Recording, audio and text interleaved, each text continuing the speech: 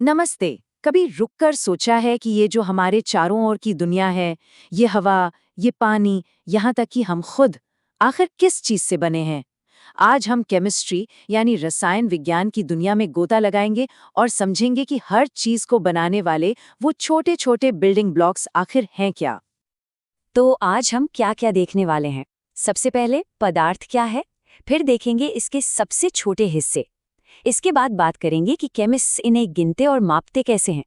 और फिर सबसे मजेदार हिस्सा, ये सब बदलता कैसे है। और आखिर में हम दुनिया को एक बिल्कुल नई तरीके से देखेंगे। तो चलिए शुरू करें। शुरू करते हैं। सबसे पहला और सबसे जरूरी सवाल, आखिर ये पदार्थ, ये मैटर है क्या? चलिए, इसको समझने के लिए एक आसान सा उदाहरण लेते हैं। सोचिए, एक किचन में है, सामने चीनी रखी है, नमक है, पानी का ग्लास है, सब कुछ कितना अलग अलग है ना? पर इन सब में एक चीज बिल्कुल एक जैसी है।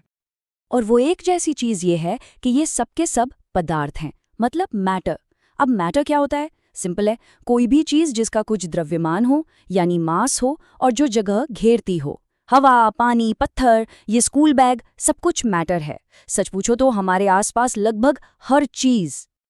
ठीक है, तो ये तो समझ आ गया कि हमारे आसपास सब कुछ मैटर है। पर सोचिए, अगर हम इसे और करीब से देखें, मतलब बहुत करीब से, एक सुपर पावरफुल माइक्रोस्कोप से, तो क्या दिखेगा? ये सब चीजें आखिर बनी किस चीज से हैं?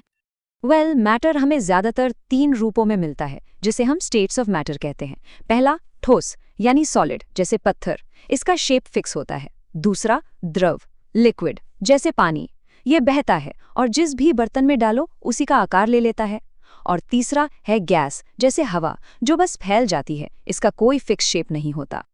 अच्छा, तो पत्थर ठोस है, पानी लिक्विड है, ये सब तो ठीक है। लेकिन सवाल तो वही है कि ये ठोस, ये द्रव, ये गैस, इनके अंदर क्या है? ये बने किससे हैं? और यहीं पर कहानी में आता है असली हीरो, एटम। हर मैटर का, हर पदार्थ का सबसे सबसे छोटा हिस्सा होता है, एक ऐसी फंडामेंटल यूनिट जिसे आप और तोड़ ही नहीं सकते। इसी को हम कहते हैं परमाणु, यानी एटम। इसको ऐसे समझिए जैसे हाथ में एक बिस्किट है, उसे तोड़ते जाओ तोड़ते जाओ तोड़ते जाओ, और आखिर में जो सबसे छोटा सा कण बचेगा ना, जिसे और तोड़ा नहीं जा सकता, बस वही है एटम। और जब ये एटम्स अकेले नहीं रहते, जब 2 या 2 से ज्यादा एटम आपस में जुड़ जाते हैं, तो वो बनाते हैं एक अणु, जिसे हम कहते हैं मॉलिक्यूल। इसका सबसे बढ़िया उदाहरण है पानी। पानी का एक मॉलिक्यूल मतलब एक ऑक्सीजन का एटम और 2 हाइड्रोजन के एटम का ग्रुप, बस वही जो हम सब जानते हैं, H2O। तो अब हमें एटम्स और मॉलिक्यूल्स के बारे में पता चल गया है। पर एक प्रॉब्लम है, ये इतने इतने ज्यादा छोटे हैं कि केमिस्ट्स इन्हें गिनते कैसे होंगे? सोचिए, ये तो एक बहुत बड़ी चुनौती है ना?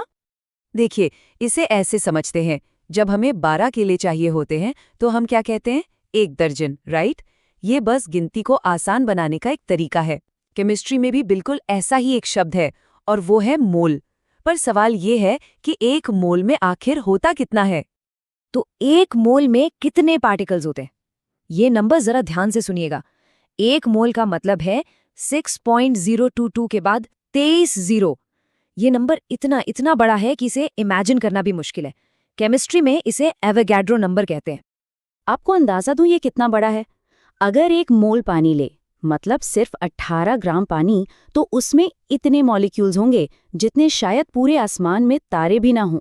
जरा सोच कर देखिए, कमाल है ना? अच्छा, ये तो हुई गिनती की बात। अब आते हैं माप पर, मतलब मेजरमेंट पर। यहाँ एक छोटी सी कंफ्यूजन होती है, मास और वेट के बीच। हम अक्सर इन्हें एक ही मान लेते हैं, पर ये अलग हैं। देखिए, मास का मतलब है कि किसी चीज में स्टफ कितना है, पदार्थ कितना है, और ये कभी नहीं बदलता, आप कहीं भी चले जाइए।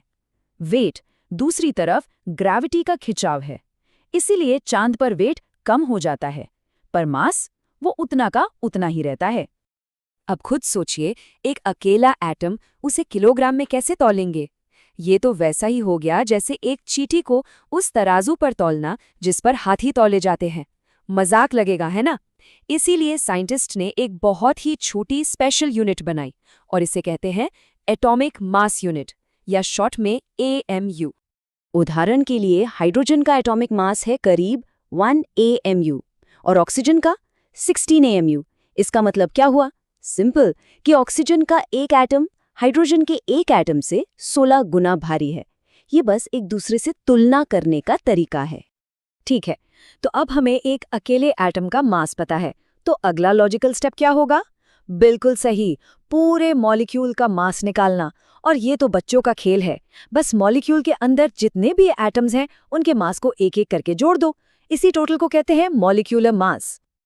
चलो अपने पुराने दोस्त पानी H2O का ही उदाहरण लेते हैं। इसमें 2 हाइड्रोजन हैं तो 2 AMU हो गया, एक ऑक्सीजन है तो 16 AMU हो गया। 2 और 16 को मिलाया तो कितना हुआ? 18 AMU।